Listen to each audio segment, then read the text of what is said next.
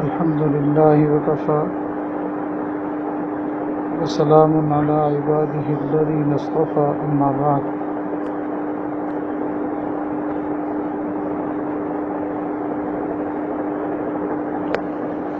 أعوذ بالله من الشيطان الرجيم بسم الله الرحمن الرحيم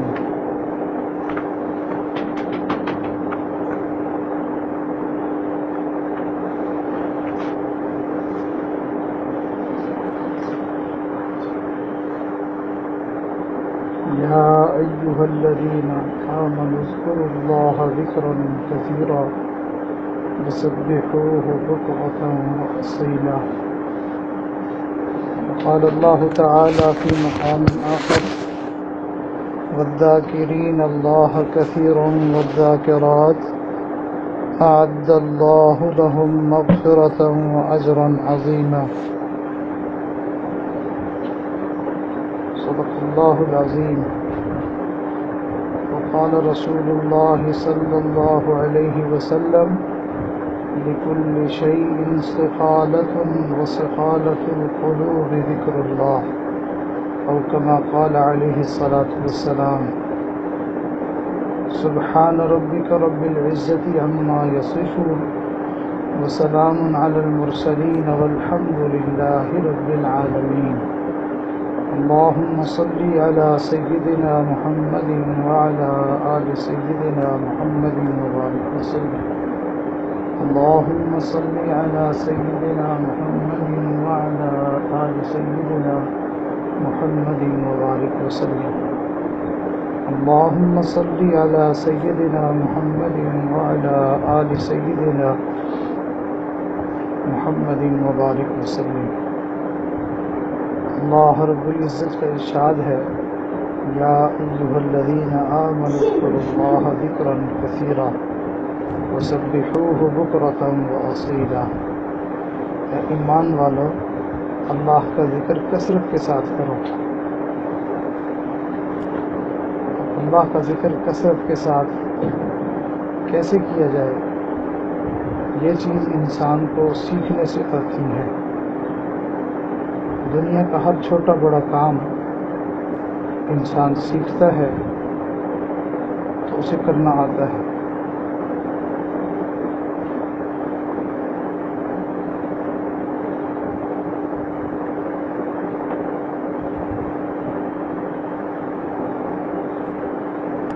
ہمارے مشائخ نے فرمایا ہر آنکھ آرے کے بے استاد باشد، یقین دانی کے بے بنیاد باشد. ہر وہ بندہ جو بے استادہ ہوتا ہے یقین کرو کہ وہ بے بنیادہ ہوتا ہے. جس نے جس چیز کو کسی سے سیکھا نہ ہو، سمجھا نہ ہو، وہ انسان ہمیشہ اس میں کوتاہیاں اور غلطیاں کرتا رہتا ہے. بالکل اسی طرح دین کا ہر عمل انسان کو سیکھ کر کرنے سے صحیح طور پر آتا ہے، وگرنہ انسان اپنے گمان میں نیک بنا پھرتا ہے، جبکہ اللہ رب العزت کی نظر میں وہ نافرمان سمجھا جاتا ہے.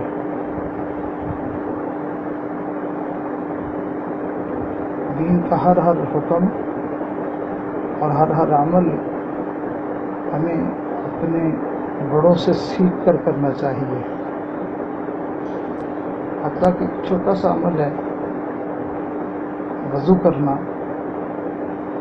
حضرات صحابہ کرام رضوان اللہ تعالی علیہم اجمعین بڑے اہتمام کے ساتھ وضو کرنا اپنے شاگردوں کو سکھایا کرتے تھے. عربی زبان میں مانگی ہوئی اللہ سے دعائیں ہیں.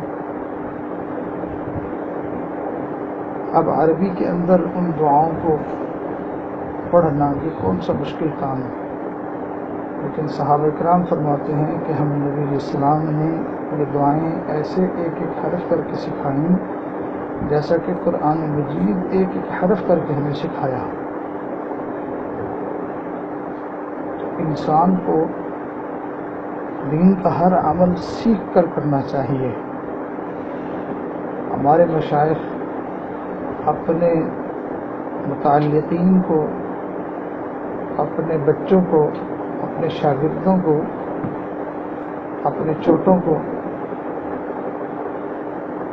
کھانا سکھاتے تھے، پینا سکھاتے تھے، بیٹھنا سکھاتے تھے، لباس پہننا سکھاتے تھے، خوشبو لگانا سکھاتے تھے، بالوں میں کنگھی کرنا سکھاتے تھے، بات کرنا سکھاتے تھے، دیکھنا سکھاتے تھے، جوتا پہننا سکھاتے تھے۔ تو غرضے کے زندگی کے چھوٹے چھوٹے کام وہ بھی سکھایا کرتے تھے۔ چنانچہ مشہور واقعہ ہے کہ ہمارے حضرت جی دامت برکاتہم العالیہ اکثر اپنے بیان میں یہ واقعہ سناتے رہتے ہیں کہ مفتی اعظم حضرت مفتی محمد شفیع صاحب رحمۃ اللہ علیہ حضرت مولانا اصغر حسین دیوبندی رحمۃ اللہ علیہ کی خدمت میں حاضر ہو گئے۔ حضرت مفتی صاحب عالم بن چکے تھے، مفتی بن چکے تھے، حضرت سے ملنے کے لیے گئے۔ اس وقت انہوں نے مفتی صاحب کا اکرام فرمایا، ان کے سامنے دسترخوان لگوایا۔ حضرت مفتی صاحب فرماتے ہیں مجھے دل میں خیال آیا کہ میں آج دسترخوان اٹھا دیتا ہوں، حضرت کی خدمت کرنے والا اس وقت کوئی نہیں ہے تو یہ خدمت مجھے نصیب ہو جائے گی۔ میں نے عرض کیا حضرت دسترخوان میں اٹھا دوں۔ اب آپ اندازہ لگائیں اس سوال سے کہ حضرت مولانا اصغر حسین دیوبندی رحمۃ اللہ علیہ نے حضرت مفتی اعظم مفتی شفیع صاحب رحمۃ اللہ علیہ سے پوچھا، مفتی صاحب آپ کو دسترخوان اٹھانا آتا ہے؟ اب وہ بھی بڑے باادب تھے، سمجھتے تھے کہ دین کا ہر کام سیکھ کر کرنا ہوتا ہے۔ اگر کوئی ہمارے جیسا ہوتا تو کہتا بھلا یہ بھی کوئی بات ہے، یہ بھی کوئی چیز ہے سیکھنے کی۔ انہوں نے بڑی ادب سے عرض کیا حضرت میں تو طالب علم ہوں، چھوٹا ہوں، آپ مجھے سکھا دیں۔ پھر حضرت نے ان کو دسترخوان اٹھانا سکھایا کہ دسترخوان یوں اٹھایا جاتا ہے۔ ایک مجلس میں حضرت جی دامت برکاتہم نے ارشاد فرمایا اپنے بارے میں کہ فرمایا ہمیں تو بھائی کھانا بھی نہیں آتا تھا، پینا بھی نہیں آتا تھا، ہمیں تو پہننا اوڑھنا بھی نہیں آتا تھا، ہم نے تو یہ سب کچھ اپنے بڑوں سے سیکھا ہے۔ حقیقت یہی ہے کہ بچپن میں ماں باپ سکھاتے ہیں، بڑا ہو جائے انسان طالب علمی کے زمانے میں استاد سکھاتے ہیں، مزید جب انسان بڑا ہو کر تربیت کے لیے کسی شیخ سے تعلق جوڑتا ہے تو وہ بزرگ اور وہ اللہ والے اس کو زندگی گزارنے کا طریقہ سکھاتے ہیں۔ اب یہ جو اللہ تعالیٰ کا حکم ہے کہ اے ایمان والو تم کثرت سے ذکر کرو، یہ چیز بھی انسان کو سیکھ کر کرنی چاہیے۔ جب انسان ذکر کو سیکھ کر کرے گا تو یہ ذکر اپنا رنگ لائے گا، یہ ذکر اپنی برکات کو ظاہر کرے گا، یہ ذکر انسان کے اندر نکھار پیدا کرے گا، یہ ذکر انسان کے اندر سے بری باتوں اور بری عادتوں کو ختم کرے گا۔ اور اگر انسان اس کو باقاعدہ سیکھ کر نہیں کرتا تو ذکر کے کرنے کا ثواب تو اس کو مل جائے گا لیکن اس کے کمالات انسان کو نصیب نہیں ہوں گے۔ اس ذکر کے جو فوائد اور جو برکتیں ہیں کامل درجے کی وہ انسان ان کو سمیٹ نہیں پائے گا۔ لہذا اس ذکر جیسی عظیم دولت کو انسان سیکھ کر کرے تاکہ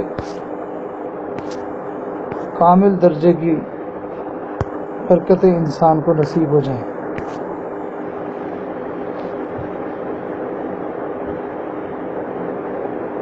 ایک چھوٹی سی مثال ہے کہ کسی آدمی کے پاس اگر کوئی کمپیوٹر ہو یا سیل فون ہو تو اس کے اندر بہت سارے فنکشن ہوتے ہیں،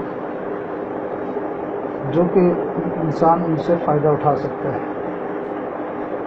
لیکن بعض لوگوں کو دیکھا جو کہ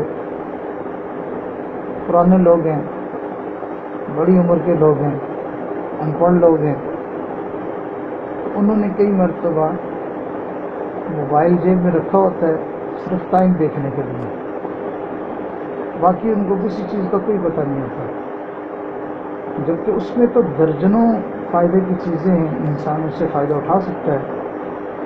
بالکل اسی طرح اللہ کا ذکر، اس کے انسان کو سینکڑوں فائدے حاصل ہوتے ہیں زندگی میں، لیکن ہم لوگ چونکہ اس کو سیکھ کے نہیں کرتے، جس کی وجہ سے ہم صرف ثواب ہی کماتے رہتے ہیں. ہماری نظر میں یہ ہوتا ہے کہ بس ثواب ملتا ہے، جبکہ آگے بہت سارے اس کے انعامات اور برکات اور فوائد انسان اس ذکر کے ذریعے سے حاصل کر سکتا ہے. یہی وہ ذکر ہے کہ جس کے کرنے سے انسان کو اللہ کی ولایت مل جاتی ہے. یہی ذکر ہے کہ جس کی وجہ سے انسان کو نورانیت نصیب ہو جاتی ہے، جس کی وجہ سے انسان کو بلندیاں نصیب ہو جاتی ہیں، جس کی وجہ سے اس بندے کے اوپر علم کے دروازے کھول دیے جاتے ہیں، جس کی وجہ سے انسان کو اللہ کے ہاں قبولیت کا درجہ مل جاتا ہے، جس کی وجہ سے انسان کو مخلوق کے اندر قبولیت نصیب ہو جاتی ہے. کوئی بہت سارے فائدے ہیں. حضرت شیخ الحدیث رحمۃ اللہ علیہ نے فضائل ذکر کے رسالے میں تقریباً 70 کے قریب اختصار کی وجہ سے 70 کے قریب فائدے لکھے ہیں. تو انسان ان کو پڑھ کے حیران ہو جاتا ہے کہ اس ذکر سے اتنے فائدے حاصل ہوتے ہیں. تو یہ ذکر جو اللہ تعالیٰ ہمیں حکم دے رہے ہیں کہ تم کثرت سے ذکر کرو، تو یہ انسان کثرت سے کیسے کرے گا اور کیسے یہ فائدے حاصل کرے گا، تو اس کو انسان سیکھتا ہے.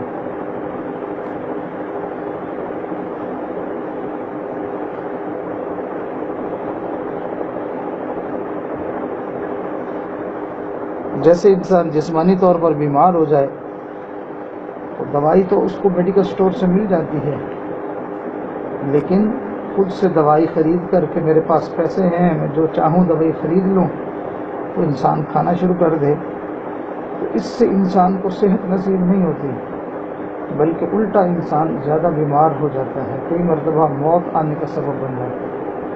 اسی طرح انسان جب ذکر اپنے طور پر کرنے لگتا ہے تو بجائے اس کے باطنی بیماریاں دور ہونے کے الٹا انسان اور زیادہ بیمار ہو جاتا ہے.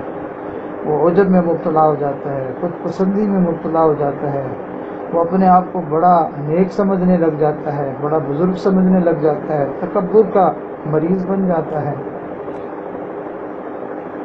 جب انسان اس ذکر کو سیکھ کے کرتا ہے تو اس کے اندر تواضع پیدا ہوتی ہے، عاجزی پیدا ہوتی ہے، مسکنت پیدا ہوتی ہے، اس کے اندر سے شہوت ختم ہو جاتی ہے، بخل اور حرص جیسی گندی غلیظ بیماریاں ختم ہو جاتی ہیں، حسد اور کینہ جیسی بیماری سے اس کو نجات مل جاتی ہے.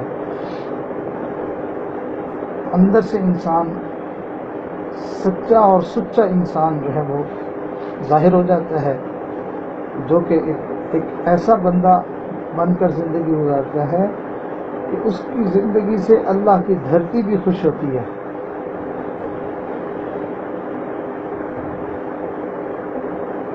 اب ہم لوگ باطنی طور پر بیمار ہیں یا نہیں ہیں، ہمیں تو اس بات کا ہی پتہ نہیں ہے کہ ہم لوگ بیمار بھی ہیں یا نہیں. ہمیں تو اپنی بیماری بالکل بھی محسوس نہیں ہوتی. چند دن پہلے ایک صاحب کے پاس یہ عاجز بیٹھا ہوا تھا، انہوں نے اپنی طبیعت کا تذکرہ کرتے ہوئے کہا مجھے بالکل نہیں سمجھ آتی کہ مجھے کیا ہے کیا. تو میں نے عذر مذاق کے میں نے ان سے کہا کہ آپ کو کبھی بھی سمجھ نہیں آئے گی. حیران ہو کر وہ میری طرف دیکھنے لگے، کہنے لگے کیوں؟ میں نے کہا آپ مریض ہیں، مریض کو اپنی بیماریاں سمجھ نہیں آیا کرتی، ڈاکٹر کو بات سمجھ آتی ہے. آپ اگر سمجھائیں اپنی طبیعت ڈاکٹر کو دکھائیں تو ڈاکٹر آپ کو بتائے گا کہ آپ کو کیا بیماری ہے. بالکل اسی طرح ہم لوگ اپنی بیماریوں کو نہیں جان سکتے. ہاں، ہماری باطنی بیماریاں اللہ والے ہی تشخیص کریں گے، وہی بتائیں گے کہ تم حسد کے بیمار ہو، تم جو ہے وہ تم عجب کے بیمار ہو، تمہارے اندر جو ہے وہ حرص آ گئی ہے، تمہارے اندر بخل آ گیا ہے، تو یہ باطنی بیماریاں انسان کو خود سے پتہ نہیں چلتی، بلکہ اللہ والوں کے بتانے سے انسان کو پتہ چلتی ہیں۔ عجیب بات ہے، اگر کوئی جسمانی بیماری ہمیں بتائے تو ہم اس کے ممنون اور مشکور ہو جاتے ہیں، ہمیں فکر لگ جاتی ہے کہ واقعی اس نے میرے پر کتنا بڑا احسان کیا کہ میں تو اس کے پاس گیا بھی نہیں تھا، میں نے تو پوچھا بھی نہیں تھا، اور میں نے تو ان کو فیس بھی کوئی ادا نہیں کی، تو انہوں نے ازروے شفقت، دیکھو ڈاکٹر تھے تو انہوں نے میرے اوپر شفقت کی کہ مجھے خود سے جو ہے بیماری کی نشاندہی کر دی، مجھے بتا دیا، اب جو ہے وہ مجھے اس کا علاج کروا لینا چاہیے۔ بخلاف باطنی بیماری کے اگر کوئی اللہ والا ہمیں بتا دے کہ آپ کے اندر یہ بیماری ہے، تو ہم اپنے دل میں اس کو برا جاننے لگ جاتے ہیں کہ ان کو تو بس میرے عیب ہی نظر آتے رہتے ہیں۔ حالانکہ انسان کو اس بات پر خوش ہونا چاہیے کہ الحمدللہ مجھے ایک اپنی باطنی بیماری کا پتہ چل گیا، اب جو ہے میں اس کا علاج کروں گا اور اس سے میں نجات حاصل کرنے کی کوشش کروں گا۔ اب جو ہے وہ دو موٹی موٹی نشانیاں عرض کی جاتی ہیں کہ جس سے ہر بندہ اندازہ لگا سکتا ہے کہ میں باطنی طور پر بیمار ہوں یا نہیں ہوں۔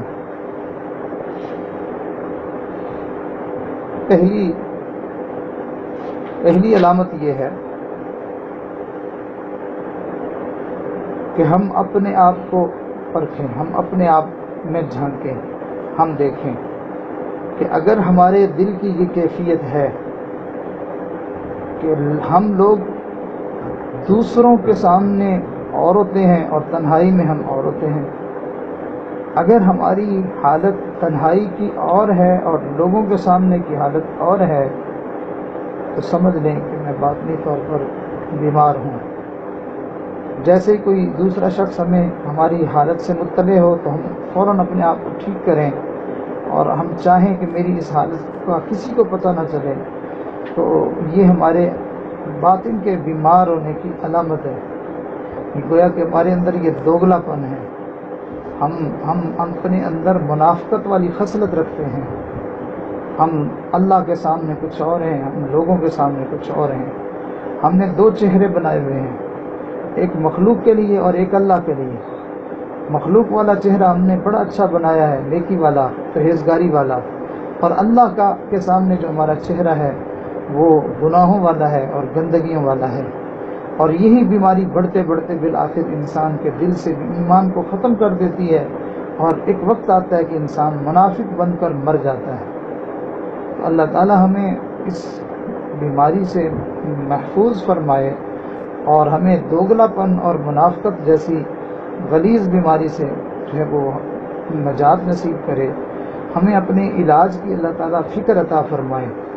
اور دوسری علامت یہ ہے کہ نبی علیہ السلام کی بیویوں کو اللہ نے قرآن مجید میں ارشاد فرمایا، فرمایا فَيَطْمَعَ الَّذِي فِي قَلْبِهِ مَرَضٌ، کہ ایسا نہ ہو کہ طمع کرے وہ بندہ جس کے دل میں مرض ہے۔ تو قرآن پاک کی اس آیت سے پتہ چلا کہ جس انسان کو کسی غیر محرم کو دیکھ کر دل میں طمع پیدا ہو جائے، گناہوں کی طرف رغبت پیدا ہو جائے، تو یہ لالچ پیدا ہونا، گناہوں کی طرف دھیان کا پیدا ہونا، تو یہ انسان کے دل میں مرض ہونے کی دلیل ہوا کرتی ہے۔ تو جب کوئی انسان دوگلی زندگی گزارے تو یہ دوگلا پن بھی مرض ہے اور یہ طمع والی کیفیت بھی مرض ہے۔ اللہ تعالیٰ فرماتے ہیں فی قلوبہم مرض فزادہم اللہ مرضا، ان کے دلوں میں مرض ہے اور اللہ نے ان کے مرض کو زیادہ کر دیا۔ تو جیسے دنیا میں جسمانی ڈاکٹر کو طبیب کہتے ہیں، روحانی بیماریوں کے ڈاکٹر کو مرشد اور پیر کہتے ہیں۔ اس کی کچھ نشانیاں ہیں، جیسے ڈاکٹر وہی ہوتا ہے جس نے علم حاصل کیا ہو اور اس نے ہاؤس جاب کی ہو، کہ ڈاکٹروں کی زیر نگرانی رہ کر اس نے اس کام کو سیکھا ہو، اور پھر اسے دوسروں کی بیماریوں کا علاج کرنے کی باقاعدہ طور پر بڑے ڈاکٹروں کی طرف سے اجازت مل گئی ہو۔ اسی طرح شیخ بھی وہ ہوتا ہے کہ جس نے کسی اللہ والے کی صحبت میں رہ کر اپنی بیماریوں کا علاج کروایا ہو، جس کے پاس شریعت اور سنت کا علم ہو، زندگی اس کی اس علم کے مطابق ہو، اور اس کو شیخ نے دوسروں کو اللہ اللہ سکھانے کی اور ان کی تربیت کرنے کی باقاعدہ اجازت دی ہو تو ایسے شخص کو شیخ کہتے ہیں۔ ایسے شخص سے جو تعلق اختیار کیا جاتا ہے اس کو بیعت کہتے ہیں۔ اور اگر کوئی آدمی خود ساختہ شیخ بن جائے تو ایسا ہی ہے جیسے کوئی آدمی بغیر کسی ڈاکٹر سے سیکھے اور تربیت پائے خود سے ڈاکٹر بن جائے، تو جیسے یہ شخص جو ہے وہ لوگوں کی موت کا سبب بنے گا، ایسے ہی ایسا شیخ وہ لوگوں کے ایمان کے ختم ہونے کا سبب بنے گا۔ آپ نے دیکھا ہوگا بعض گھروں میں آج کل تو خیر رواج کم ہو گیا، آج کل ہماری طبیعتوں میں عجلت اور جلدی بہت زیادہ پیدا ہو گئی۔ پہلے یہ ہوتا تھا کہ لوگوں نے اپنے فیملی ڈاکٹر مقرر کیا ہوتا تھا، جو بھی کوئی مسئلہ ہوتا بڑے کو چھوٹے کو تو بس سب لوگ اسی کے پاس جاتے تھے، اور وہ ان کی خاندانی اور موروثی بیماریوں کو بھی وہ پہچانتا تھا، تو لہٰذا وہ اپنی صحت کے لیے اسی کی طرف رجوع کیا جاتا۔ آج تو ایک ڈاکٹر سے دوائی لیتے ہیں اور ابھی جو ہے وہ اس کو پوری طرح بات سمجھ بھی نہیں آ پائی ہوتی کہ اتنے میں ہم اگلے ڈاکٹر کے پاس پہنچ جاتے ہیں، اس کو ذرا سمجھ آنے لگتی ہے تو ہم تیسرے کے پاس پہنچ جاتے ہیں۔ گویا کہ ہم یہ سمجھتے ہیں کہ شفا ڈاکٹروں کے پاس ہے، نہیں، شفا تو اللہ کے پاس ہے، اور دوائی تو سنت سمجھ کے استعمال کی جاتی ہے۔ تو انسان کو چاہیے کہ وہ اطمینان رکھے، سنت سمجھ کر دوائی استعمال کرے اور اللہ سے شفا کی امید رکھے، تسلی سے علاج کروائے، اور پھر جو ہے جب وہ ڈاکٹر خود کہہ دے یا جو ہے وہ حالات اور قرائن سے پتہ چل جائے کہ یہ ڈاکٹر اس بیماری کا علاج نہیں کر پائیں گے یا ان سے کام جو ہے وہ بڑھ گیا ہے، تو پھر انسان بامر مجبوری کسی دوسرے کی طرف رجوع کرے۔ تو جیسے گھریلو ڈاکٹر ہوا کرتے تھے، ہر بیماری میں اسی سے رجوع کیا جاتا تھا اور یہ بہتر بھی ہے، اسی طرح ہم نے دیکھا کہ پورے خاندان کا ایک ہی شیخ ہوتا، سب لوگ گھر کے مرد عورتیں بڑے چھوٹے سب اسی سے تعلق رکھتے اور اپنی اصلاح کا معاملہ ان کے سامنے پیش کیا جاتا۔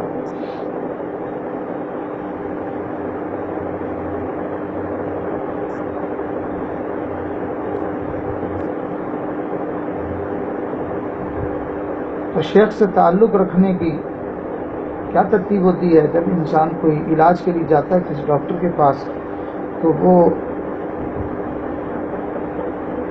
اس کی رجسٹریشن کرتا ہے، اس سے سارے کوائف معلوم کرتا ہے، اس کے مزاج کو معلوم کرتا ہے، اس کا اندراج اپنے پاس کر لیتا ہے، یہ فلاں نام کا فلاں مریض ہے، اور اس نے پھر پوری ہسٹری اس کی بنائی ہوئی ہوتی ہے، فلاں دن اس کو یہ تکلیف ہوئی تھی، میں نے یہ دوائی دی تھی، فلاں وقت میں اس کو یہ مسئلہ پیش آیا تھا تو پھر میں نے اس کو یہ دوا دی تھی۔ تو جب بھی انسان بیمار ہوتا ہے تو وہ پھر اس کے پاس وہ پوری ہسٹری موجود ہوتی ہے، تو اس کے لیے علاج کرنا آسان ہوتا ہے۔ بالکل اسی طرح جب انسان کسی شیخ کے پاس جاتا ہے تو وہ شیخ اس کو بیعت کے کلمات پڑھاتے ہیں اور اس کے حالات اور احوال کو جانتے ہیں اور اس کے مطابق اس کو ذکر کی تلقین کرتے ہیں، تو وہ باقاعدہ طور پر گویا کہ ایک مریض بن کر ان سے رجسٹریشن کروا کے اپنا علاج شروع کروا دیتا ہے۔ ویسے تو انسان نے توبہ کرنی ہو تو گھر کے کونے میں بیٹھ کے بھی کر سکتا ہے، مگر اس توبہ کی قبولیت کے لیے اللہ تعالیٰ کی طرف سے کوئی گارنٹی نہیں ہے، کوئی وعدہ نہیں ہے۔ وہ چاہے تو قبول کرے اور چاہے تو قبول نہ کرے، لیکن ایک ایسا طریقہ ہے جس طریقے میں اللہ تعالیٰ کی طرف سے گارنٹی ہے کہ اگر تم میرے محبوب کے اس سنت طریقے پر توبہ کرو گے تو میں یقیناً تمہاری توبہ قبول کر لوں گا۔ اس بات کو ویسے سمجھنا ذرا مشکل سا لگتا ہے، بات انسان کو ہضم نہیں ہو پاتی کہ جی یہ کیسے ہو گیا۔ اس کو ایک مثال سے سمجھنے تو بات بہت آسانی سے سمجھ میں آ جاتی ہے۔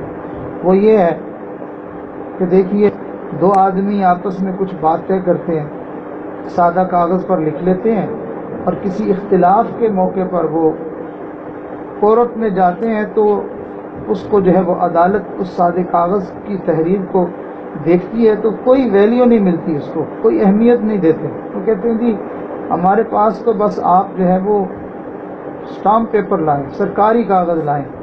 یہ ایک خاص قسم کا کاغذ ہوتا ہے جو کہ چھپا ہوا ہوتا ہے اور اس پر ٹکٹ لگے ہوئے ہوتے ہیں۔ اب اس پر اگر کوئی آدمی کسی کو کوئی لکھ کر دے دے تو پھر قانون اس کی بڑی اہمیت دیتا ہے، اس کو بڑی حیثیت دی جاتی ہے۔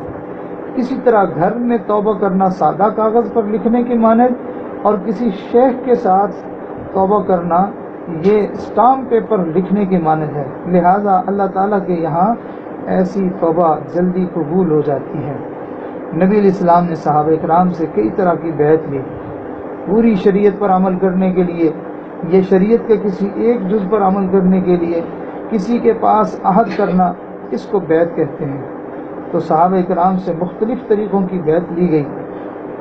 ان میں سے ایک بیعت اسلام تھی، یعنی جب وہ کفر سے توبہ کر کے اسلام میں آئے تھے تو نبی علیہ السلام کے ہاتھوں پر بیعت کرتے تھے، اس کو بیعت اسلام کہا جاتا تھا۔ جیسے بیعت عقبہ اولا، بیعت عقبہ ثانیہ۔ نبی علیہ السلام نے ہجرت نہیں کی، مکہ مکرمہ میں ہے، مدینہ کے لوگ حج پر آتے ہیں اور مینا میں نبی علیہ السلام کے ہاتھوں پر اسلام قبول کرتے ہیں، اسے بیعت اسلام کہا جاتا ہے۔ ایک بیعت جہاد ہوتی ہے کہ جب جہاد میں کوئی آدمی اللہ کی راہ میں جان قربان کرنے کا وعدہ کرتا ہے تو وہ بیعت کرتا ہے۔ صحابہ اکرام نے نبی علیہ السلام سے یہ بیعت کی تھی، اور اس کا تذکرہ قرآن مجید میں سورہ فتح میں ہے۔ اللہ تعالیٰ نے ارشاد فرمایا لَقَدْ رَضِيَ اللَّهُ عَنِ الْمُؤْمِنِينَ إِذْ يُبَايِعُونَكَ تَحْتَ الشَّجَرَةِ، تحقیق اللہ راضی ہو گیا ان ایمان والوں سے جنہوں نے درخت کے نیچے آپ سے بیعت کی، اس کو بیعت رضوان کہتے ہیں۔ تو صلح حدیبیہ کے موقع پر یہ بیعت ہوئی۔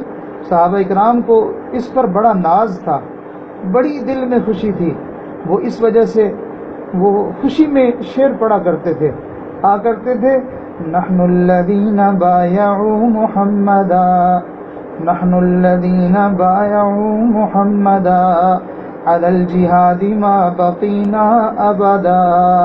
بڑے خوش ہوتے تھے کہ ہم نے محمد صلی اللہ علیہ وسلم کے ہاتھ کے اوپر ہم نے بیعت کی ہوئی ہے۔ اور ایک تیسری بیعت ہوتی ہے جس کو بیعت توبہ کہتے ہیں۔ صحابہ اکرام یہ بیعت کرتے تھے تو نبی علیہ السلام کے ہاتھوں پر مرد بھی بیعت کرتے تھے، عورتیں بھی کرتی تھی۔ تو مردوں کی بیعت کا تذکرہ حدیث مبارکہ میں ہے، بخاری شریف میں حدیث ہے، عبادہ بن صامت رضی اللہ تعالیٰ عنہ ایک صحابی ہیں جن کے بارے میں بخاری شریف کے الفاظ ہیں وَكَانَ شَهِدَ بَدْرًا، کہ بدر کے دن بھی یہ حاضر تھے، یعنی یہ بدری صحابی ہیں، اتنے جلیل القدر نقباء میں سے ہیں۔ ہجرت سے پہلے انہوں نے نبی علیہ السلام کے ہاتھوں پر مینا میں اسلام قبول کیا ہوا تھا، اور جب قرآن مجید کو جمع کرنے کی کمیٹی بنی زید بن ثابت رضی اللہ تعالیٰ عنہ کی امارت میں، تو یہ اس کمیٹی کے بھی رکن تھے۔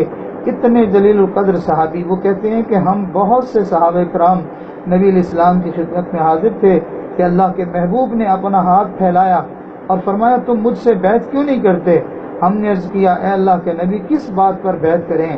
فرمایا تم بیعت کرو کہ تم شرک نہیں کرو گے، تم فلاں گناہ نہیں کرو گے، فلاں گناہ نہیں کرو گے۔ کچھ گناہ گنوا دیے، ہم نے کہا ہم حاضر ہیں۔ چنانچہ سب لوگوں نے ان گناہوں سے بچنے کے لیے نبی علیہ السلام کے ہاتھوں پر بیعت کی، اور پھر اس بیعت کو انہوں نے پوری زندگی نبھایا، پوری زندگی اپنے کیے ہوئے وعدے کو اور عہد کو پورا کیا۔ یہ ہوتی ہے بیعت کہ انسان کسی اللہ والے کے ہاتھ میں ہاتھ دے کر ان کے ساتھ عہد کرے، پھر اس کو کبھی زندگی میں نہ ٹوٹنے دے، اور اگر کبھی جو ہے وہ بتقاضۂ بشریت کوئی غلطی کر بیٹھے، کوتاہی کر بیٹھے، اس کے خلاف کر بیٹھے، تو پھر جا کے ان کو بتائے، ان کے سامنے اس کا تذکرہ کرے، اور پھر دوبارہ سے جو ہے وہ اپنے گناہوں پر توبہ کرنے کے ان کی جو ہے وہ خدمت میں درخواست کرے اور ان سے دعاؤں کے لیے کہے، اور پھر ان کے اوراد و وظائف کو پھر انسان اہتمام اور پابندی کے ساتھ کرنے لگ جائے۔ یوں انسان زندگی میں ایک دفعہ جو ہے وہ اپنا عہد توڑے گا، دو دفعہ توڑے گا، 3 دفعہ توڑے گا، آخر کبھی تو انسان کے ضمیر جو ہے وہ اس کو اس ضمیر اس کو جھنجھوڑے گا، اور کبھی تو اس کا اندر کا انسان جاگ جائے گا کہ یہ میں کیا کرتا ہوں، وعدہ کر کے جاتا ہوں پھر میں خلاف کر لیتا ہوں۔ تو اپنی حقیقت کو اپنے بڑوں کے سامنے کھولنا چاہیے۔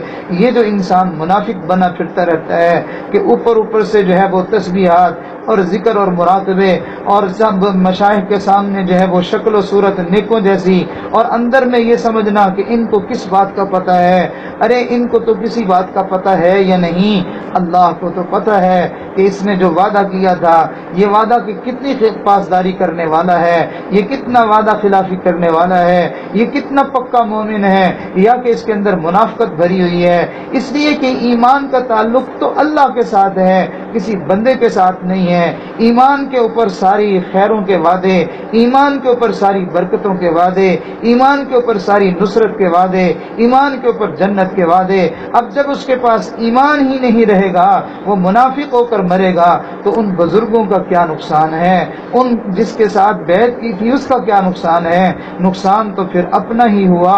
لہذا انسان کو منافق بن کر زندگی نہیں گزارنی چاہیے، اپنا دل کھول کے اپنے بڑوں کے سامنے رکھنا چاہیے، اپنے آپ کو ذلیل کر کے اپنے مشائخ کے سامنے پیش کرنا چاہیے۔ اپنے مشائخ کے سامنے جو انسان باعزت بننے کی کوشش کرے گا وہ لوگوں کے سامنے ذلیل ہو جائے گا، اور جو اپنے مشائخ کے سامنے ذلیل کر کے اپنے آپ کو پیش کرے گا اللہ جہان میں اس کو عزتیں عطا فرمائے گا۔ دراصل یہ جو مشائخ کے سامنے اپنے آپ کو ذلیل کر رہا ہے، یہ دراصل عزت پانے کے لیے کر رہا ہے، یہ اللہ کا قرب پانے کے لیے کر رہا ہے، یہ اللہ تعالیٰ کو راضی کرنے کے لیے اپنے نفس کو ذلیل کر رہا ہے۔ تو اس لیے ہمیں چاہیے کہ ہم اس بیعت کی حقیقت کو جانیں۔ تو مردوں کی بیعت کا تذکرہ بخاری شریف میں ہے، اور عورتوں کی بیعت کا تذکرہ قرآن مجید میں ہے۔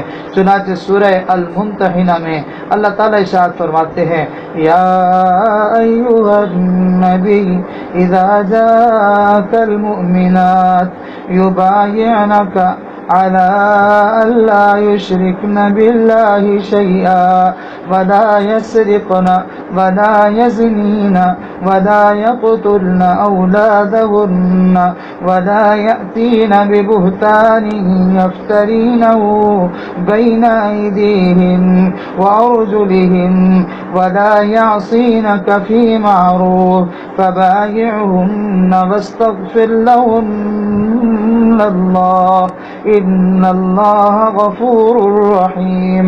اس بیعت کا اندازہ ذرا ان آیات کے ترجمے سے آپ ذرا لگائیے، آپ کو اندازہ ہوگا کہ یہ بیعت کیا چیز ہے۔ چنانچہ نبی علیہ السلام کو ارشاد فرمایا جا رہا ہے، اذا جاءک المؤمنات یا ایھا النبی، اے نبی، اذا جاءک المؤمنات، جب آئیں آپ کے پاس ایمان والی عورتیں، تو آپ دیکھیں یہاں یہ نہیں کہا گیا اذا جاءک الکافرات، اذا جاءک المشرکات، اذا جاءک المنافقات، یہ نہیں کہا گیا کہ جو ہے ان جب کافرہ آ جائیں، جب منافقہ عورتیں آ جائیں، بلکہ کہا اذا جاءک المؤمنات، یہ مومنات ہیں یعنی صحابیات ہیں، بیعت اسلام کر کے دین اسلام میں داخل ہو چکی ہیں۔ وہ کس لیے آئی ہیں؟ یبایعنک، آپ سے بیعت کرنے کے لیے۔ آپ قرآن مجید کے یہ جو ہے وہ لفظوں پر ذرا غور کریں، یہ لفظ بتا رہے ہیں کہ اسلام لانے کے بعد بھی کوئی بیعت ہوتی ہے جو کی جاتی ہے۔ اس بیعت کا آخر کوئی مقصد ہوگا، قرآن مجید نے اس کو بھی واضح کر دیا، الا اللہ یشرکن باللہ شیئا، اللہ کے ساتھ کسی کو شریک نہیں ٹھہراؤ گی، چوری نہیں کرو گی، ولا یزنین، اپنی عزت و ناموس کی حفاظت کرو گی، ولا یأتین ببہتان یفترینہ بین ایدیہن وارجلہن، کسی پر جو ہے وہ بہتان نہیں باندھو گی، اور اے محبوب کسی بھی معروف کام میں، نیکی کے کام میں آپ کی یہ نافرمانی بھی نہیں کریں گی۔ اس بات پر بھی یہ عہد کریں، یہ وعدہ کریں۔ ماشاءاللہ، جیسے صحابہ اپنے وعدوں کے پکے ہوتے تھے، صحابیات بھی پھر اپنے وعدوں کی پکی ہوتی تھی۔ چنانچہ جب وعدہ کر لیا کہ زنا نہیں کریں گی، تو ایک کبھی کوئی غلطی ہو گئی، خطا ہو گئی، تو چھپایا نہیں کرتی تھی، اس کو جو ہے وہ اس کے اوپر پردے نہیں ڈالا کرتی تھی۔ چنانچہ کسی مرد کے لیے آ کے بارگاہ رسالت بیت میں یہ کہنا کہ میں زنا کا مرتکب ہوا کتنا مشکل کام ہے، اور اندازہ لگائیں کہ کسی عورت کے لیے آ کر رسول اللہ صلی اللہ علیہ وسلم کی خدمت میں یہ بات کہنا کہ اللہ کے نبی میں زنا جیسے گناہ میں مرتکب ہو گئی ہوں۔ ایک صحابیہ دیکھو یہ وعدے کے پکے لوگ تھے، کتنے اندر باہر سے کھڑے لوگ تھے۔ ایک صحابیہ آتی ہیں رسول اللہ کی خدمت میں، آ کے کہتی ہیں اللہ کے نبی مجھے پاک کر دیجئے، مجھے پاک کر دیجئے۔ اب وہ سمجھتی تھی کہ پانی سے پاکی ہوگی، کیا کسی جو ہے وہ اور چیز سے نہیں، وہ سمجھتی تھی کہ میرے اوپر سزا جاری کی جائے گی، اور وہ سزا بھی کیا ہوگی کہ مجھے پورے مجمع میں جو ہے وہ ایک میدان میں کھڑا کر دیا جائے گا، سارے علاقے کے لوگوں کو، پورے شہر کو اکٹھا کیا جائے گا، اور سب کے ہاتھوں میں پتھر ہوں گے، اور سب کے سب لوگ مجھے جو ہے وہ رجم کریں گے، یعنی پتھر مار مار کے میری جان ختم کی جائے گی، یہ ہوگی پاکی۔ تو وہ اللہ کے نبی سے چونکہ وعدہ کرنے والے لوگ تھے، وعدے کے خلاف ہونے کے بعد اپنی عزت کی پرواہ نہیں، اور اپنے جو ہے وہ عیبوں کو چھپانے کی کوئی ضرورت نہیں، اپنے عیبوں کو کھول کر اللہ کے نبی کے سامنے ظاہر کر دیا کرتے تھے۔ اللہ کے نبی یہ غلطی ہو گئی، اللہ کے نبی یہ گناہ ہو گئے۔ آج ہم بزرگ بننا چاہتے ہیں، لوگوں کے سامنے اوپر کی بزرگی دکھانا چاہتے ہیں، ہم کہتے ہیں ہماری کسی عیب سے حضرت جی کو پتہ نہ چل جائے، ہمارے بڑوں کو پتہ نہ چل جائے۔ یہ کوشش نہیں ہوتی کہ ہمارے اندر سے وہ عیب ختم ہو جائے، یہ کوشش نہیں ہوتی کہ ہمارے اس غلطی کی وجہ سے کہیں ہمارا رب ہم سے ناراض نہ ہو جائے۔ کوشش ہوتی ہے تو اس بات کی اس کو پتہ نہ چلے اور اس کو پتہ نہ چلے۔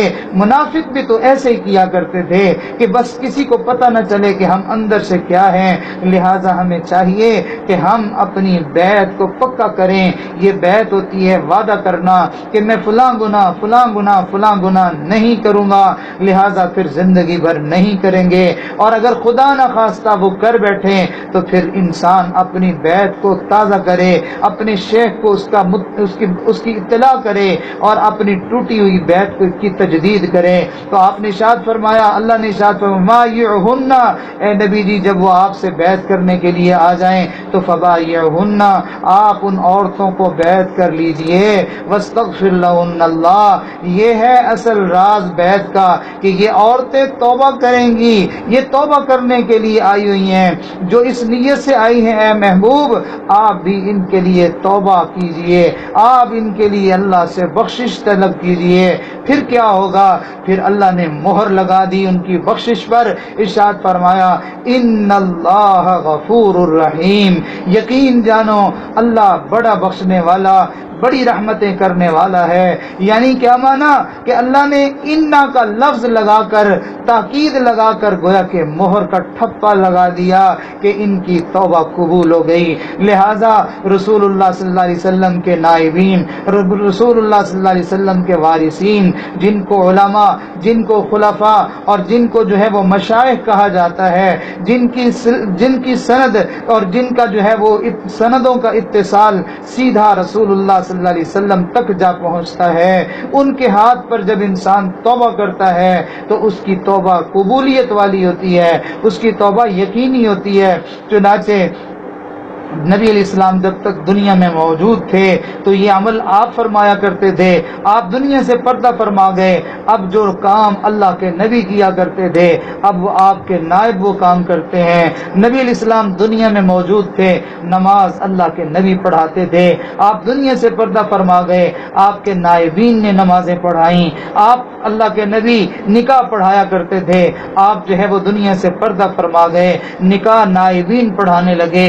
اللہ کے نبی اپنی امت کے اندر جو اعمال فرماتے تھے اور جو امت کو دین سکھانے کی ذمہ داریاں اللہ کے نبی پر تھیں، جب آپ دنیا سے تشریف لے گئے تو وہ ساری ذمہ داریاں آپ کے خلفاء کے اوپر اور آپ کی امت کے جو علماء اور مشائخ ان کے کندھوں کے اوپر آ گئی۔ تو لہٰذا آج بھی یہ سلسلہ امت کے اندر جاری و ساری ہے، ہمیں چاہیے ہم اس سلسلے کے اندر شامل ہو کر باقاعدہ طور پر ذکر کو سیکھیں اور اور اہتمام کریں تاکہ ان گندگیوں سے ہماری جان چھوٹ جائے اور ہمیں پاک اور صاف زندگی نصیب ہو جائے. اس لیے کہ جو انسان ان گندگیوں سے اپنے آپ کو پاک نہیں کرے گا تو وہ ناپاک ہوگا, نجس ہوگا, اور نجس انسان جنت میں نہیں جا سکے گا بلکہ نجس لوگوں کے لیے ٹھکانہ جہنم ہے. اللہ نے قرآن میں فرما دیا کہ وَذَلِكَ جَزَاءُ مَن تَزَكَّىٰ, یہ جنت بدلہ ہے ان لوگوں کا جو ستھرے ہو گئے, جو صاف ہو گئے گندگیوں سے. لہذا یہ ذکر انسان کو مانچ کے رکھ دیتا ہے, یہ انسان کے اندر سے کھوٹ کو نکال دیتا ہے, یہ انسان کی گندگیوں کو اب اس کے اندر سے ختم کر دیتا ہے. انسان پاک اور صاف بن کر اندر سے اور باہر سے ایک جیسا ہو جاتا ہے. جیسا وہ زبان سے بولتا ہے عمل بھی اس کے مطابق ہوتا ہے, جیسا اس کا عمل ہوتا ہے زبان کی بات بھی ویسی ہوتی ہے. جیسے وہ لوگوں کے سامنے ہوتا ہے تنہائیوں میں بھی وہ ویسا ہی ہوتا ہے. اگر لوگوں کے سامنے وہ بدنظری نہیں کرتا تو خلوت میں بھی بدنظری نہیں کرتا. اگر وہ لوگوں کے سامنے جو ہے وہ گندی باتیں نہیں کرتا تو وہ تنہائیوں میں بھی بیٹھ کے گندی باتیں نہیں کرتا. تو وہ ہر گناہ سے, اگر وہ لوگوں کے سامنے نماز نہیں چھوڑتا تو وہ تنہائیوں میں بھی نماز نہیں چھوڑتا. وہ لوگوں کے سامنے دعاؤں میں اللہ کے سامنے گڑ گڑاتا ہے تو وہ تنہائیوں میں بھی اللہ کے سامنے دعاؤں میں گڑ گڑاتا ہے. اس کا جلوت اور خلوت اور اس کی جو ہے وہ اس کا دن اور رات, اس کا اندر اور باہر سب ایک ہو جاتا ہے. جیسا وہ اوپر سے سچا ایسے ہی وہ اندر سے سچا ہوتا ہے. تو لہٰذا ہمیں چاہیے ہم اللہ والوں سے بیعت کا تعلق جوڑیں اور ذکر کو اہتمام کے ساتھ سیکھیں. ہمیں جو ہے وہ اپنی مکاری کو, اپنی دو نمبری کو, اپنے دوگلے پن کو ایک طرف کر دینا چاہیے. اپنی آخرت کے بارے میں اب ہمیں سنجیدہ ہو جانا چاہیے. اب ہمیں جو ہے وہ ذکر کا اہتمام کرنے کے لیے اپنے آپ کو فکر مند کر لینا چاہیے.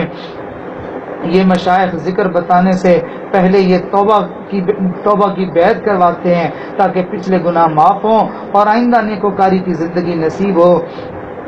دیکھیں نا, آپ اگر خوشبو لگانا چاہیں تو صاف ظاہر ہے پہلے صابن سے نہائیں گے, جسم پہ جو ہے وہ صاف ستھرے کپڑے پہنیں گے, پھر خوشبو لگائیں گے. پسینے والے جسم پر بھلا کون عقل مند خوشبو لگاتا ہے؟ اسی طرح جو انسان ذکر اذکار کرنا چاہے تو پہلے بیعت کے ذریعے باطنی غسل کر لے, پھر اللہ کا ذکر کرنا شروع کرے. نبی علیہ الصلوۃ والسلام پر درود شریف پڑھ کے ذکر اذکار کرے تاکہ ان کی خوشبو اس پر آ جائے. اور یہ بات سمجھنی تو بہت آسان ہے, اس میں تو کسی قسم کی کوئی رکاوٹ ہی نہیں ہے. دنیا کے علوم سیکھنے کے لیے دنیا کے استاذ کی ضرورت ہوتی ہے, دین کا علم سیکھنے کے لیے دین کے استاذ کی ضرورت ہوتی ہے. فرق اتنا ہوتا ہے کہ مرد اپنے شیخ کی صحبت میں خدمت میں بیٹھ کر سیکھتے ہیں اور عورتیں پردے میں رہ کر مردوں کے واسطے سے سیکھتی ہیں. واعظ و نصیحت کی محفل میں آ سکتی ہیں, دین کی بات سن سکتی ہیں, شیخ کے بتائے ہوئے معمولات کو کر سکتی ہیں. ہاں البتہ اتنا کرنا ہے کہ اللہ تعالیٰ اتنا جب وہ کر لیں گی تو اللہ تعالیٰ ان کے دلوں کو جو ہے وہ صاف فرما دیں گے اور دلوں کی گندگیاں سب جو ہے وہ دھل جائیں گی. حضرت حسن بصری رحمۃ اللہ علیہ کے درس قرآن میں بڑا مجمع آتا تھا اور وہاں پر عورتوں کے مجمع میں حضرت رابعہ بصریہ بھی آیا کرتی تھی. تو کئی مرتبہ لوگوں نے محسوس کیا کہ جس دن حضرت رابعہ بصریہ آتی تھی درس میں, اس دن حضرت حسن بصری رحمۃ اللہ علیہ کے بیان کا رنگ کچھ اور ہوتا تھا, انداز کچھ اور ہوتا تھا, عجیب معرفت اور نور بھرے کلمات جاری ہوتے تھے. لوگوں نے کئی مرتبہ محسوس کیا. ایک مرتبہ کسی نے یہ بات پوچھ لی, حضرت جی جب وہ جو ہے وہ بڑھیا آپ کی مجلس میں آتی ہے اس وقت تو آپ کا بیان کچھ اور رنگ کا ہوتا ہے. تو حضرت نے بڑی جو ہے وہ دل کی ایک جو ہے وہ ٹھنڈی سانس لی اور ارشاد فرمایا کہ بھائی میں ہاتھیوں کی چوگ چڑیوں کو کیسے ڈال سکتا ہوں؟ جو طلب دین کی اس کے اندر ہے, جو دین کو سمجھنے کی پرواز اس کی ہے, جو اللہ کی معرفت کو وہ حاصل کر چکی ہے. تم لوگ تو اس کی الف بے نہیں جانتے ہو, میں تمہیں وہ باتیں کیسے بتا سکتا ہوں؟ جی ہاں بالکل, انسان جب ذکر کے ذریعے سے اپنے باطن کو پاک کر لیتا ہے تو اس کے دل کے اوپر اللہ کی معرفت کے انمول موتی کھلنا شروع ہو جاتے ہیں. پھر ایسا انسان انسان جب اللہ والوں کی مجلس میں جائے، ان کے سامنے بیٹھے، تو اس کے اوپر جو توجہات اور جو انوارات کی بارش پڑتی ہے، وہ دوسرا گناہوں میں ڈوبا ہوا انسان وہ اس کو کیا محسوس کرے گا؟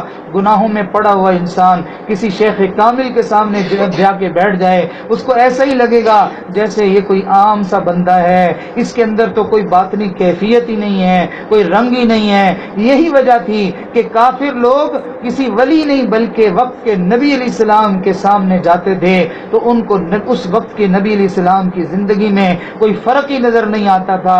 وہ کہتے تھے ما لہذا الرسول یاکل الطعام ویمشی فی الاسواق، یہ کیسا نبی بنا پھرتا ہے، یہ تو ہمارے جیسا ہی ہے، بازاروں میں گھومتا پھرتا ہے اور کھاتا پھرتا ہے، اس کی زندگی میں اور ہماری زندگی میں کیا فرق ہے؟ اب آپ اندازہ لگائیں کہ ایک نبی کی زندگی میں اور ان کو اپنی زندگی میں فرق ہی نظر نہیں آتا تھا، تو بھلا ہم اندر کے جو کورے لوگ ہیں، اندر جس کا جو ہے وہ باطن بجھا ہوا ہے، اس کو اللہ کی ولی کی زندگی میں اور اپنی زندگی میں کیا فرق نظر آئے گا؟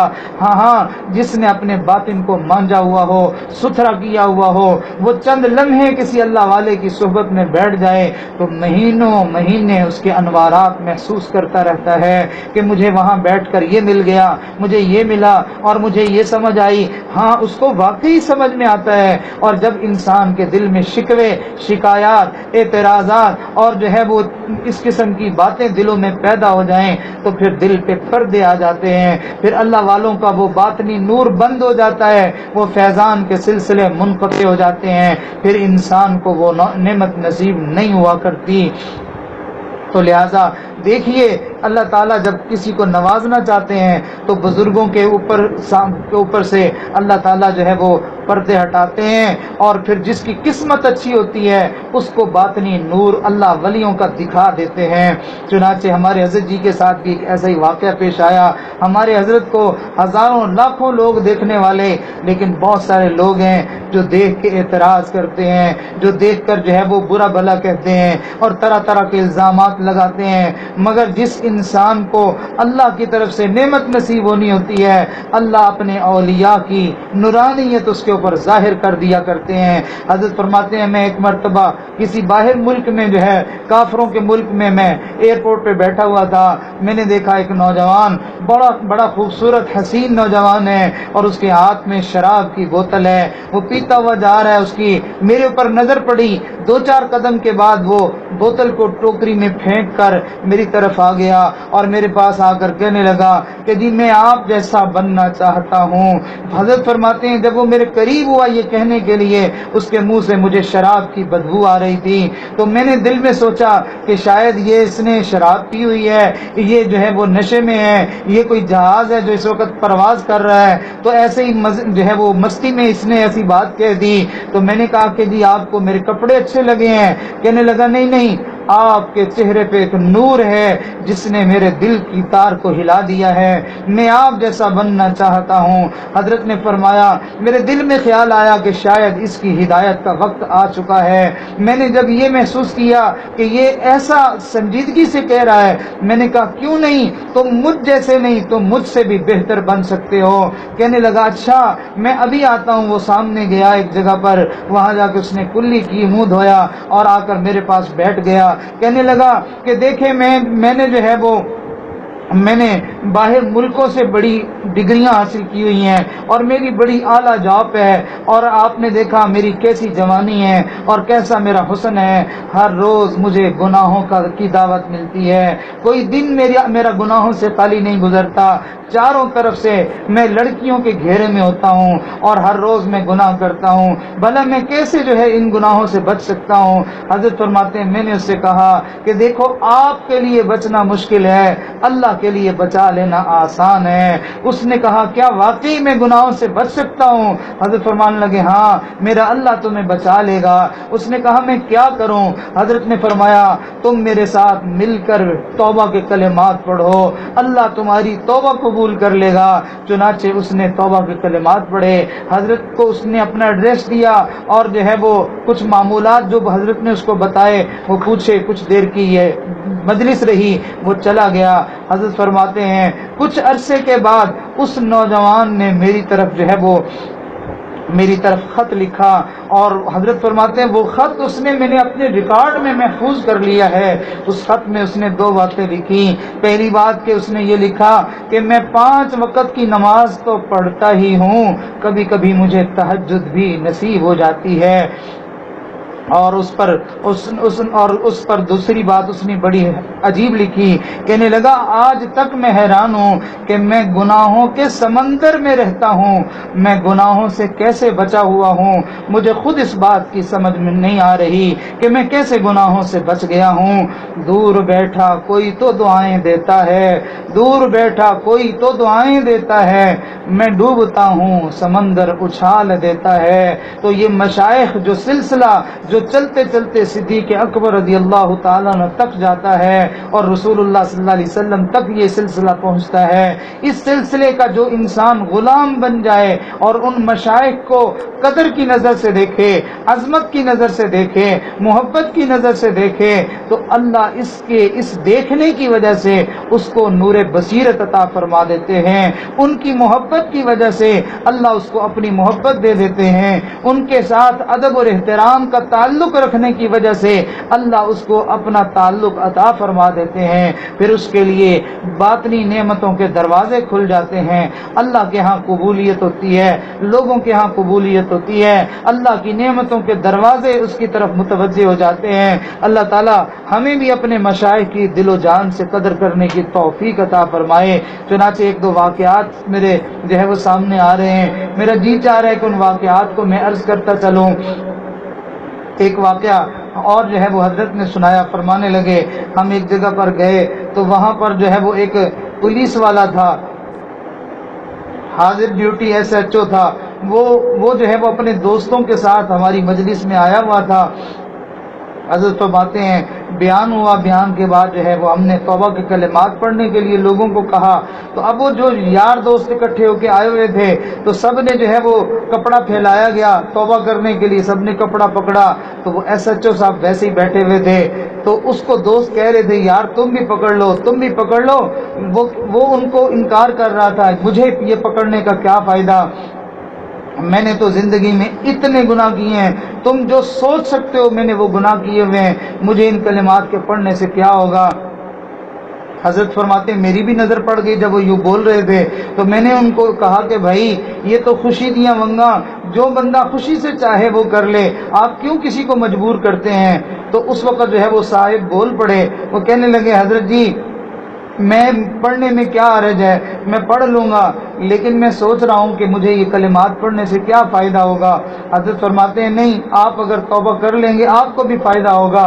اس نے کہا پیر صاحب اگر آپ کہتے ہیں کہ مجھے فائدہ ہوگا، اچھا پھر میں پڑھ لیتا ہوں۔ حضرت فرماتے ہیں اس نے کلمات پڑھ لیے۔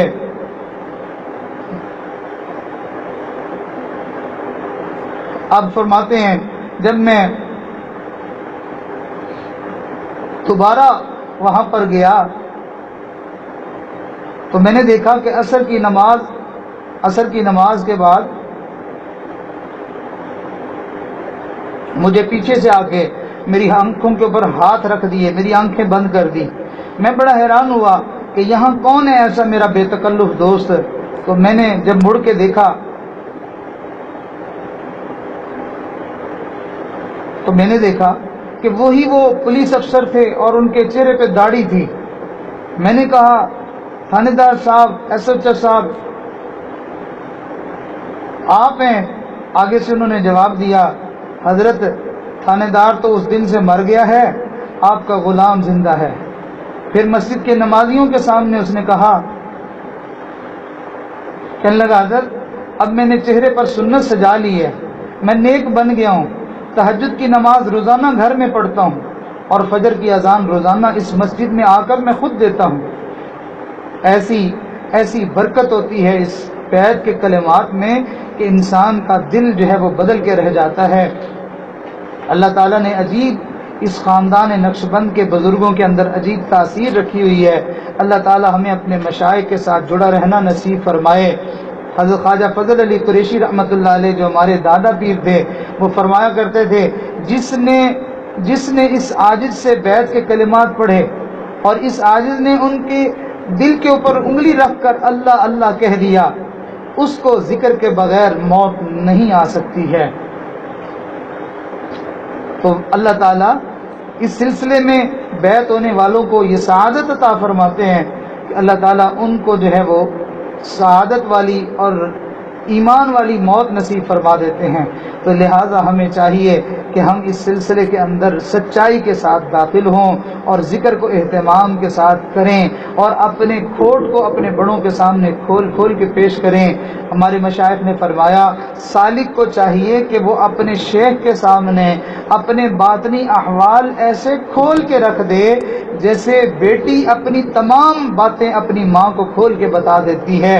اس طرح انسان ایک ایک بات اپنی جو ہے وہ اپنے مشائخ کے سامنے کھول کے بیان کرے تو انسان پھر جو ہے اس کو یہ سعادتیں ملتی ہیں اور اس کو پھر مقامات ملتے ہیں۔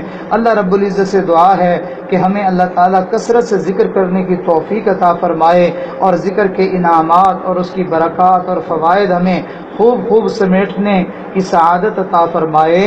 وآخر دعوانا ان الحمد للہ رب العالمین۔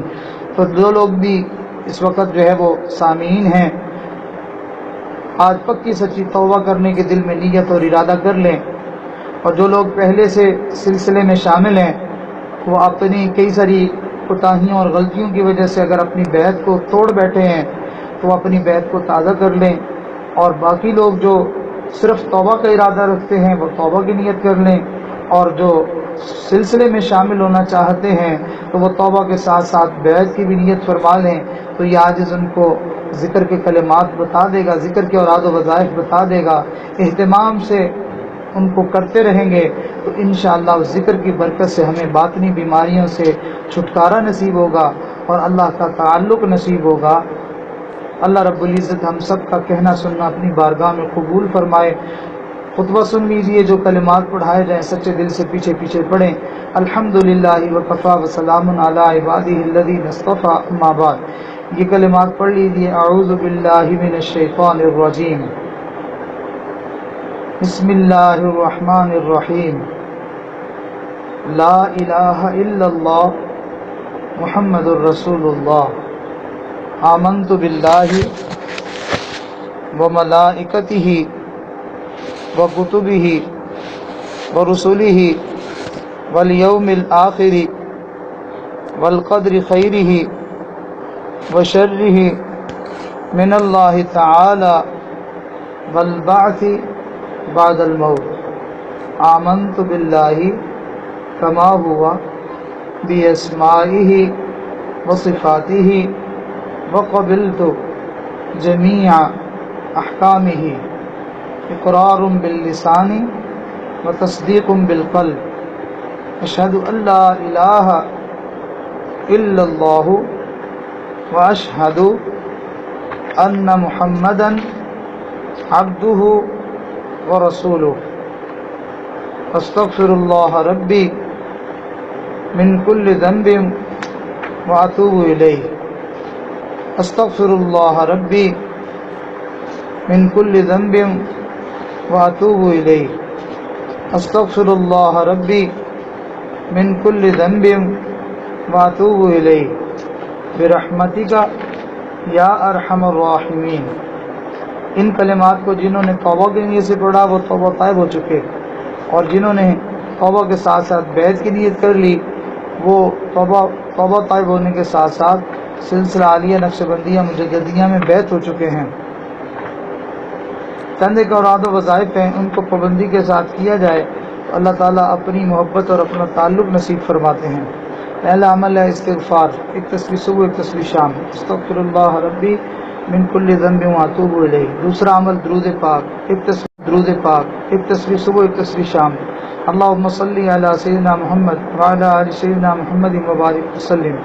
تیسرا عمل قرآن پاک کی تلاوت، روزانہ ایک پارہ، اور اگر فرصت ہو موقع زیادہ ہو تو زیادہ کر لیں۔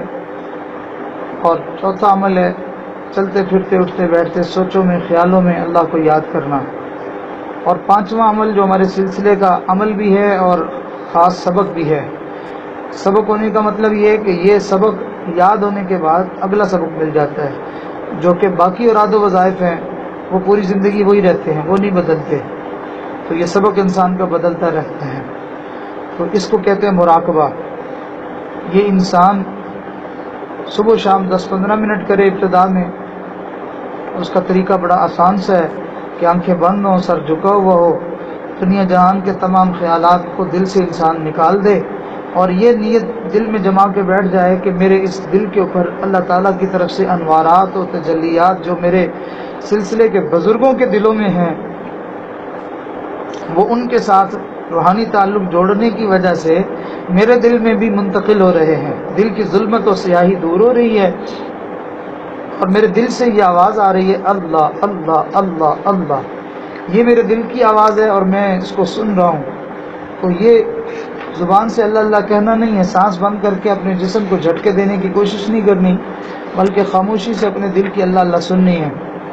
تو انسان شروع میں کچھ بھی محسوس نہیں کرتا، جیسے شروع میں بچے کو کچھ لکھنا پڑھنا نہیں آتا لیکن وہ نا امید نہیں ہوتا. ماں باپ سمجھتے ہیں یہ اسی طرح لگا رہا تو ایک دن پڑھ جائے گا.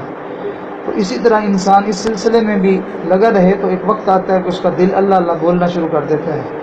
پہلے دن بچہ نہیں بولتا، اس کو ماں باپ بولتے رہتے ہیں اور وہ سنتا رہتا ہے. ایک وقت آتا ہے کہ وہ سال بعد، 1.5 سال بعد، 2 سال بعد وہ کچھ تھوڑا جو ہے وہ اس کے منہ سے الفاظ نکلنے لگتے ہیں.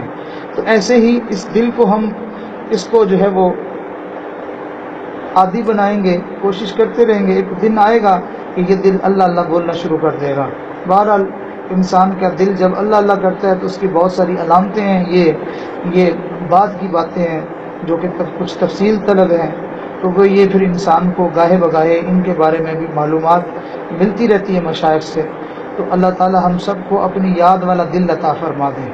آپ تھوڑی دیر کے لیے سب لوگ مراقب ہو جائیں، آنکھوں کو بند کریں، سر کو جھکائیں، دنیا جہان سے اپنا تعلق توڑ کے اللہ سے اپنا تعلق جوڑ کے بیٹھ جائیں. یہ نیت کریں کہ اللہ کی رحمتیں آ رہی ہیں، دل میں سما رہی ہیں، ظلمتیں سیاہیاں سب دور ہو کر میرے دل سے یہ آواز آ رہی اللہ اللہ اللہ. جو جہاں ہے، جہاں بھی آواز پہنچ رہی ہے، سب لوگ اللہ کا ذکر کرنے میں مشغول ہو جائیں. اللہ تعالیٰ ہم سب کو اس ذکر کی برکات ضرور وہیں بیٹھے بیٹھے نصیب فرمائیں گے انشاءاللہ.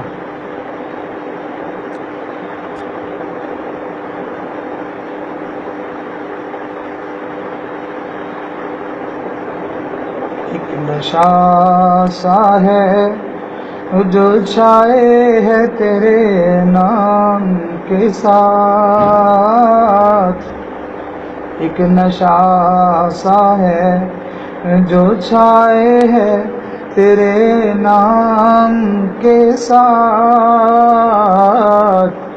ایک تسلی سی بھی آئے ہے تیرے نام کے ساتھ. عنبرود لٹائے ہے تیری یاد جمیل، عنبرود لٹائے ہے تیری یاد جمیل، ایک خوشبو سی بھی آئے ہے تیرے نام کے ساتھ، ایک خوشبو سی بھی آئے ہیں تیرے نام کے ساتھ. گویا کونین کی دولت کو سمیٹا اس نے، گویا کونین کی دولت کو سمیٹا اس نے، دل کی دنیا جو بسائے ہے تیرے نام کے ساتھ، دل کی دنیا جو بسائے ہے تیرے نام کے ساتھ. تیرا ذکر حلاوت میں کچھ ایسا ہے کہ زبان، تیرا ذکر حلاوت میں کچھ ایسا ہے کہ زبان، ایک نیا ذائقہ پائے ہے تیرے نام کے ساتھ ایک نیا ذائقہ پائے تیرے نام کے ساتھ. دل تڑپتا ہے سنے جب بھی تیرا نام کہیں. دل تڑپتا ہے سنے جب بھی تیرا نام کہیں. آنکھ بھی اشک بہائے ہے تیرے نام کے ساتھ. آنکھ بھی اشک بہائے ہے تیرے نام کے ساتھ. خوب کیا عشق الہی کا اثر ہوتا ہے. خوب کیا عشق الہی کا اثر ہوتا ہے. روح بھی وجد میں آئے ہیں تیرے نام کے ساتھ. روح بھی وجد میں آئے ہیں تیرے نام کے ساتھ. حشر کیا ہوگا بھلا ان کا تیری دید کے دن. حشر کیا ہوگا بھلا ان کا تیری دید کے دن. جن کا دل جوش میں آئے ہیں تیرے نام کے ساتھ.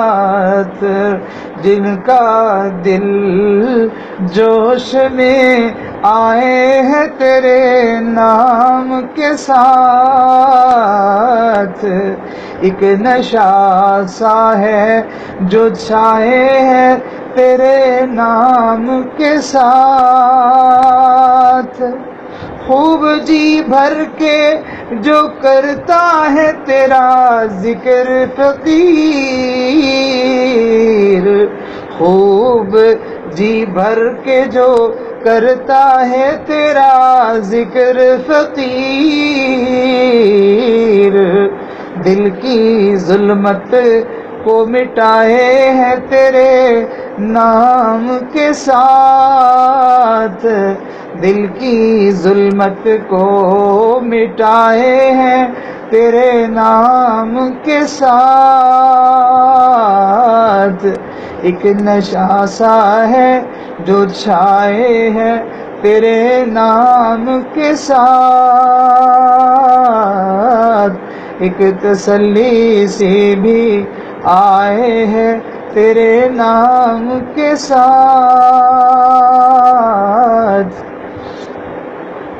اللہ اللہ اللہ اللہ اللہ اللہ اللہ.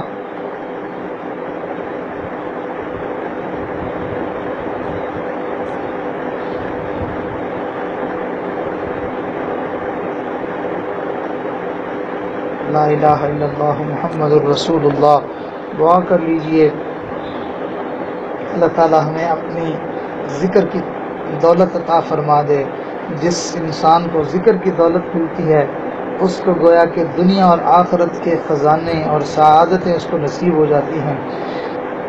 ایک جگہ یہ فقیر پڑھ رہا تھا کہ اللہ تعالیٰ جس بندے سے دوستی کے لیے ہاتھ بڑھاتے ہیں تو اس کی علامت یہ ہوتی ہے کہ اللہ اس کو اپنا ذکر کرنے کی توفیق عطا فرما دیتے ہیں. تو جس بندے سے اللہ تعالیٰ دشمنی کرنا چاہتے ہیں اس کو اپنے ذکر کی دولت سے محروم کر دیتے ہیں. تو ہمیں چاہیے کہ ہم اللہ تعالیٰ سے دعا مانگیں کہ اللہ ہمیں اپنی یاد والی اور اپنی رضا والی اور اپنی محبت والی اور اپنے ذکر والی زندگی نصیب فرما. سبحان ربی العلی الاعلی الوہاب. اللہم صلی علی سیدنا محمد وعلی آل سیدنا محمد مبارک وسلم. اللہ ہم تیرے عاجز مسکین محتاج فقیر گنہگار بندے ہیں.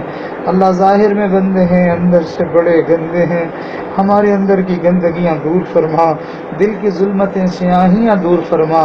ہمارے دلوں کو صاف فرما اور ہماری نگاہوں کو پاک فرما، ہمارے سینوں کو اپنی محبت سے لبریز فرما، زندگی کی پچھلی تمام لغزشیں خطائیں معاف فرما، نیکوکاری والی زندگی عطا فرما، پرہیزگاری والی زندگی عطا فرما، آنے والی زندگی کو گزری ہوئی زندگی کا کفارہ بنا، آنے والے وقت کو گزرے ہوئے وقت سے بہتر فرما۔ اے میرے اللہ، ہمیں اپنا کثرت سے ذکر کرنے کی توفیق عطا فرما۔ آپ نے ارشاد فرمایا وَاذْكُرُوا اللَّهَ كَثِيرًا لَعَلَّكُمْ تُفْلِحُونَ، کثرت سے تم اللہ کا ذکر کرو تاکہ تم فلاح پا جاؤ، کامیاب ہو جاؤ۔ میرے مولا آپ سچے، آپ کا کلام سچا، اللہ آپ کو آپ کے کلام کی سچائیوں کا واسطہ۔ اے اللہ ہمیں بھی اپنے ذکر کی دولت نصیب فرما، اللہ چلتے پھرتے اٹھتے بیٹھتے سوتے جاگتے ہر حال میں ہمیں اپنا ذکر نصیب فرما۔ میرے مولا مہربانی فرما دیجیے، اللہ ہمارے لطائف کو جاری فرما، اللہ ہمارے دل کو اپنے ذکر پر جاری فرما دیجیے، اے اللہ اپنے ذکر کو ہماری زبانوں پر جاری فرما دیجیے، اللہ ہمیں ہمہ وقت اپنا دھیان نصیب فرما دیجیے۔ میرے مولا ذکر کرنے والوں کو جو آپ اپنی دوستی دیتے ہیں، جو آپ اپنا قرب دیتے ہیں، جو آپ ان کے اوپر سکینت نازل فرماتے ہیں، جو آپ ان کے اوپر رحمتیں نازل فرماتے ہیں، میرے اللہ وہ ساری سعادتیں ہمیں بھی نصیب فرما۔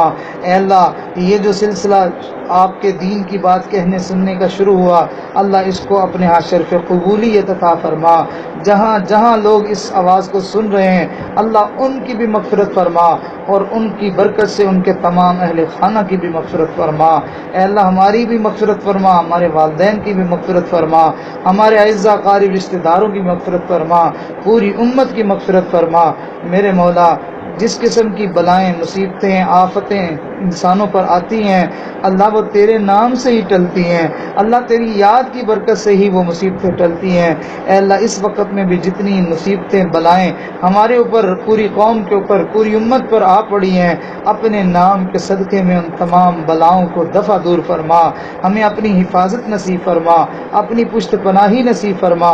اے کریم آقا ہمارے مال میں برکت عطا فرما، ہماری جانوں میں برکت عطا فرما، ہماری صحتوں میں برکت عطا فرما، زندگی میں گھروں میں برکت عطا فرما، کام کاروبار میں برکت عطا فرما۔ اے کریم آقا ہمیں اپنی رحمتوں کے سائے نصیب فرما۔ اے اللہ اس ملک کو بد امنی سے محفوظ فرما، خانہ جنگی سے محفوظ فرما۔ اے کریم آقا، اے کریم پروردگار اس کو ہر قسم کے بحران سے اللہ محفوظ فرما، ہر قسم کی آفات اور بلیات سے محفوظ فرما۔ اے اللہ تیرے گھر ویران ہو گئے، میرے مولا ہمیں تو نے اپنے گھروں میں آنے سے محروم کر دیا، اے اللہ معاف کر دیجیے، اپنے در کے دروازے کھول دیجیے، اپنے سامنے حاضری کی سعادت نصیب فرما دیجیے۔ میرے مولا کہ حکومت کی اور کسی کی کیا مجال تھی کہ کوئی تیرے دروازے پہ آنے سے روک سکتا، اللہ جب آپ ناراض ہو جائیں تو پھر جگہ میں جگہ رکاوٹیں بن جاتی ہیں۔ میرے مولا آپ مہربانی کر دیجیے، راضی ہو جائیے، اپنی ناراضگی ختم فرما دیجیے۔ اے اللہ جب تو راضی ہوتا ہے تو جو ہے وہ کافروں کو اور جو ہے وہ برے لوگوں کو بھی اللہ تو اپنے گھر کی طرف پہنچانے کا سبب اور ذریعہ بنا دیتا ہے۔ میرے مولا یہ تو پھر ہمارے مسلمان حکمران ہیں، اللہ اے کریم پروردگار ہمارے حکمرانوں کے دلوں میں اپنا خوف عطا فرما، اپنا تعلق عطا فرما، اور وقت کے مناسب صحیح فیصلے کرنے کی توفیق عطا فرما۔ اے کریم آقا اے اللہ ان کو بھی اپنی طرف کامل رجوع نصیب فرما، اپنے در پہ جھکنا نصیب فرما، اللہ اپنے سامنے گڑ گڑانا نصیب فرما، اور ان تمام آفات و بلیات سے اللہ پوری امت کی حفاظت فرما۔ اے اللہ کفر کی جو سازشیں ہیں، جو منصوبے ہیں، اللہ ان کے اوپر الٹ دیجئے اور ان کو نیست و نابود فرما دیجئے۔ ہماری ان دعاؤں کو قبول فرمائیے۔ اے اللہ بیماروں کو شفا عطا فرما، قرض داروں کو قرضوں سے خلاصی عطا فرما، تنگ دستوں کی تنگیاں دور فرما، بے روزگاروں کو اچھے روزگار عطا فرما۔ اللہ ہمیں بھی نیک بنا، ہمارے بچوں کو بھی نیک بنا، اللہ ہمیں بھی نیک بنا، ہمارے بچوں کو بھی نیک بنا، ہمیں بھی اچھی خصلتیں اور اچھی عادتیں عطا فرما، ہمارے بچوں کو بھی اچھی خصلتیں اور اپنی پسند والی عادتیں عطا فرما۔ اللہ سچ بولنے کی توفیق عطا فرما، سچائی والا معاملہ کرنے کی توفیق عطا فرما۔ اے کریم آقا امانت دار بنا، دیانت دار بنا، اللہ سب بچوں کو صدیق بنا، میرے مولا سب کو سچ بولنے والا بنا۔ اے کریم آقا سب کے دلوں میں اپنا خوف اتنا بھر دے کہ جو نافرمانی اور ہمارے درمیان حائل ہو جائے اور ہمیں تیری نافرمانی سے روک دے، اپنا اتنا پیار ہمارے دلوں میں ڈال دے جو ہمیں نیکیاں کرنے پہ مجبور کر دے، جو راتوں کو اٹھنا ہمارے لیے آسان کر دے، جو قرآن کا پڑھنا ہمارے اوپر آسان فرما دے۔ ہماری ان دعاؤں کو قبول فرما، ہر قسم کے گندے اور اوپرے اثرات سے محفوظ فرما، جادو ٹونے سے محفوظ فرما، سفلی عملوں سے محفوظ فرما، برا چاہنے والوں کی برائیوں سے محفوظ فرما۔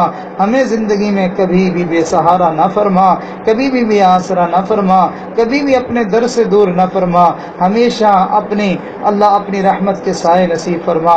جتنی خیریں بلائیاں برکتیں عافیتیں سلامتیاں تجھ سے تیرے حبیب صلی اللہ علیہ وسلم نے مانگی، ان کے صدقے میں وہ ساری کی ساری ہم سب کو عطا فرما۔ جتنے شرور سے پناہ مانگی تمام شرور سے اللہ ہمیں بھی پناہ نصیب فرما۔ ربنا تقبل منا انك انت السميع العليم وتب علينا انك انت التواب الرحيم وصلى الله تعالى على حبيب خير خلقه سيدنا محمد وعلى آله واصحابه اجمعين آمين برحمتك يا ارحم الراحمين۔